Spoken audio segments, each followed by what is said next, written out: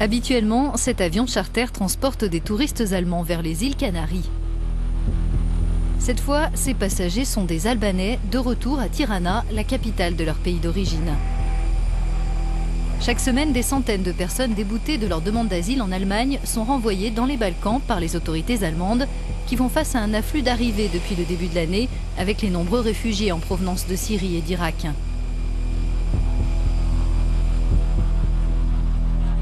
L'Allemagne représente tout autant un rêve pour ces Albanais qui pour certains s'étaient installés en Italie ou en Grèce, mais où la crise les a privés d'emploi.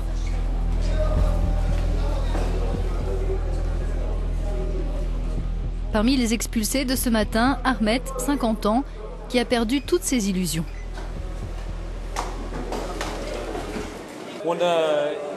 Moi, je suis parti de Grèce pour aller en Allemagne à cause de la crise.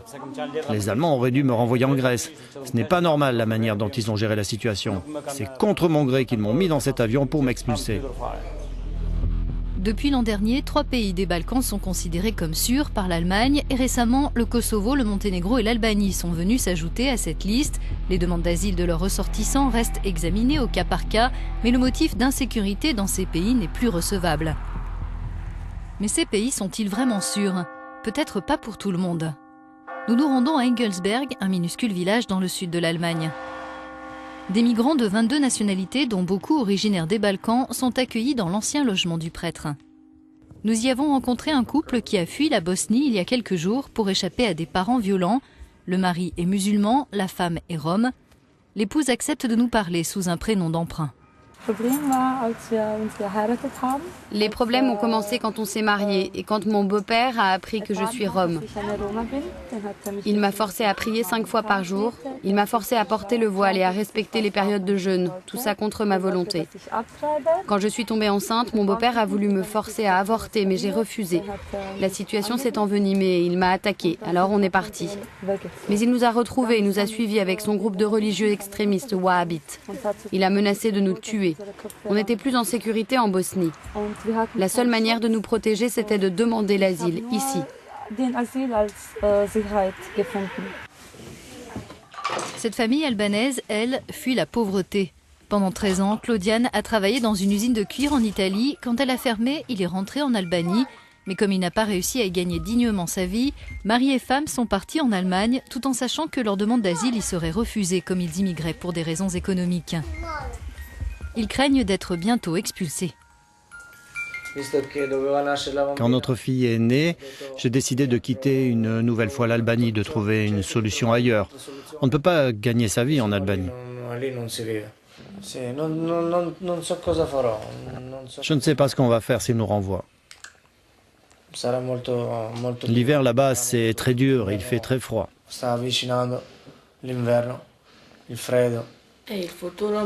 Notre avenir ne sera pas bon en Albanie. Sans travail, on ne peut rien faire. Sans travail, on ne peut pas avancer. On ne peut pas vivre. Si on ne peut pas rester ici, on devra tenter notre chance dans un autre pays. Je dois pouvoir élever mes enfants. La situation économique de l'Albanie évolue, mais son développement prend du temps. Et le pays est toujours l'un des plus pauvres d'Europe. Immigrer en Allemagne pour des raisons économiques et sans permis de travail, c'est risquer le retour à la case départ. Père Parim a fait ce pari et il l'a perdu. S'il le tente une nouvelle fois, il s'exposera à une législation encore plus dure. Le gouvernement allemand a décidé que désormais, à leur arrivée en Allemagne, les demandeurs provenant des Balkans devront séjourner dans des installations dédiées, n'auront pas le droit de travailler ni de suivre des cours de langue, ne percevront pas d'argent et seront expulsés rapidement. On espère trouver une autre manière de retourner en Allemagne. C'est pour le bien de ma famille et de mes enfants. Quand je pense à l'avenir, dès qu'une deuxième occasion de repartir en Allemagne se présentera, je la saisirai immédiatement. Je ne suis pas sûr de m'être bien fait comprendre. Je repartirai immédiatement.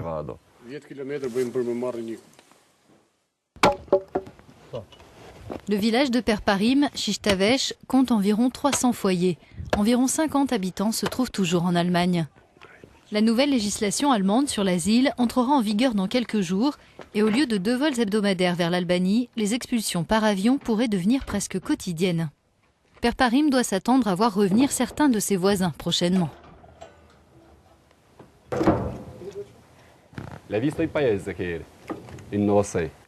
Vous avez vu notre village, il est presque désert. En 1996, il y avait beaucoup de gens qui vivaient ici, mais aujourd'hui presque tout le monde a immigré en Allemagne. Mais c'est vrai que certains sont revenus ou ont été forcés de rentrer. Moi, je vis chez mon père et je n'ai pas à me préoccuper de trouver un toit. Mais beaucoup de mes amis ont abandonné leur maison, ils ont vendu leurs vaches, leurs chèvres, tout ce qu'ils avaient pour pouvoir partir. Le clan de Perparim compte 10 familles qui résident dans un hameau sur les hauteurs de Chistavec. Pendant les 6 mois d'hiver, les routes qui le relient au village sont impraticables. Le cousin de Perparim, Aksi, a essayé d'immigrer en Autriche. Il a été renvoyé en Albanie lui aussi. Je suis à 99% sûr d'essayer encore une fois. Je vais repartir en Allemagne ou en Autriche parce que c'est mieux d'être en prison en Europe que de vivre dans ces conditions ici en Albanie.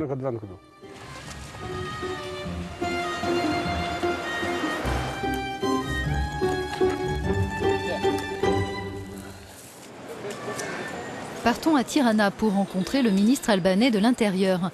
Saïmir Tahiri salue la décision de l'Allemagne d'accélérer le rejet des demandes d'asile provenant de ressortissants de pays sûrs.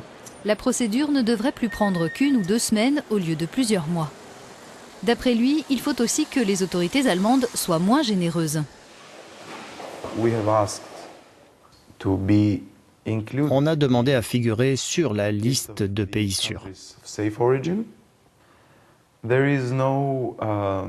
Il n'y a absolument aucune raison de demander l'asile politique dans un pays de l'Union quand on est un citoyen albanais. Il semble que ce soit plus lucratif d'être en Allemagne sur une liste d'attente en tant que demandeur d'asile plutôt que de travailler ici. En pratique, ce sont des demandes d'asile pour des raisons économiques et ça, ce n'est pas autorisé, c'est illégal.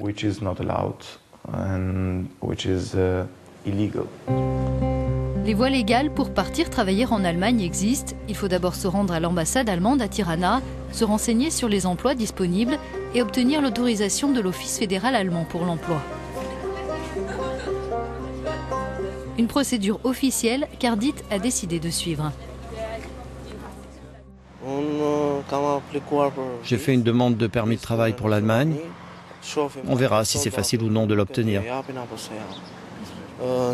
Moi, je veux travailler comme aide cuisinier dans un restaurant. Sur les 6 premiers mois de l'année, 40% des demandeurs d'asile en Allemagne provenaient des Balkans. En durcissant la législation, les autorités du pays ont voulu les mettre en garde à l'heure où elles tentent de faire face à un afflux de réfugiés d'autres régions du monde. L'asile est réservé à ceux qui cherchent une protection et non un travail.